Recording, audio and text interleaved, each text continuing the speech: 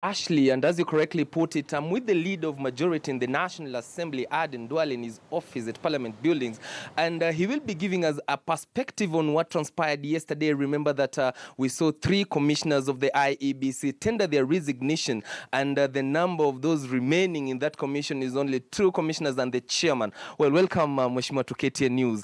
Can you brief us as the majority leader in the National Assembly? What are the plans to ensure that the vacuum is covered? Thank you very much. As we speak today, there is no legal framework for either constituting or the replacement of even one single IEBC commissioner. So Parliament has an obligation, more so the National Assembly, the Justice and Legal Affairs Committee of the National Assembly, which has a mandate in the standing orders to oversee the operations, the recruitment, the removal of IEBC commissioners, is going to look at the first schedule of the IEBC Act and provide a legal proposal on how the next commission can be constituted or replaced.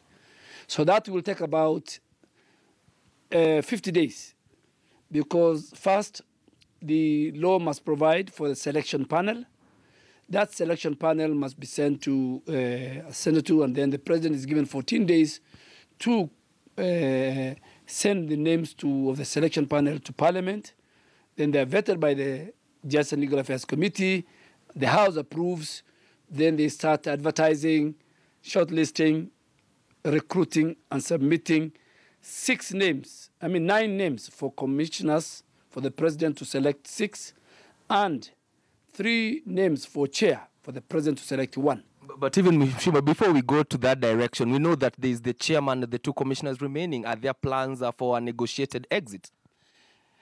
I think from where I sit, as a leader of majority, Chairman Wafula Chebukati, in all intent and purpose, has confirmed to the nation that there is a leadership crisis.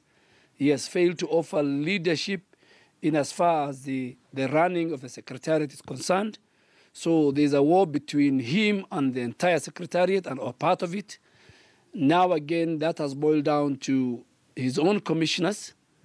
A Combe left, 3 others has left. That tells you that there is a leadership crisis. And Chairman Wafula Chebukati has one thing to do, honorably, is to tell the country that I have failed as a chair of IBC. Yes, I have conducted an election, a repeat election, but I think my commissioners and the Secretariat have no confidence in me.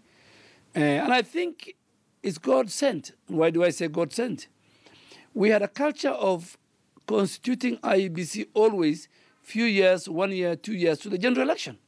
I think this is an opportunity for the country.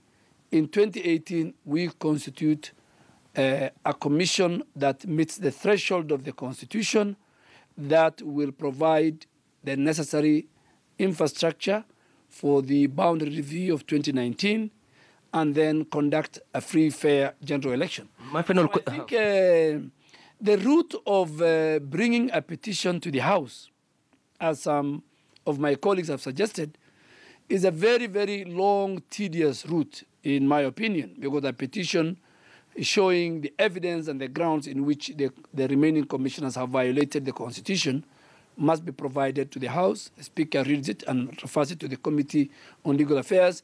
A report is tabled, and if approved, then the President will have the powers to constitute a tribunal.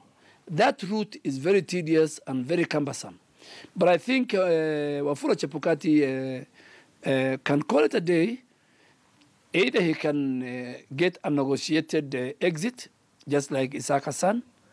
But I think the most important thing for us now to do is we must put the legal framework. We have a vacuum, and Parliament is under obligation, and I'm sure the Speaker and the Chair of Legal Affairs Committee and all of us together will find a way on how to make sure that that legal framework is put in place. Okay. There is that proposal of having the commissioners on part-time basis, like the Sarah Serem Commission. What's your perspective? No, I think IBC is the serious commission, is a day-to-day hands-on commission. Is a commission that runs a greater part of its business on the plenary decision. And you can't have a plenary which is part-time, that will say they will come when they want. So IBC is one of the very few commissions and independent office holders that their operational mandate requires their presence throughout. Yes. Okay, thanks a lot, Mheshimiwa. Well, Ashley, that has been the leader of majority in the National Assembly, Aden Duale, and Kenyans will just have to wait and see the next course of action that the chairman, Wafula Chebukati, will be taking, whether he will agree for that negotiated exit or he will stand his ground and wait until his term comes to an end. Ashley, back to the studio.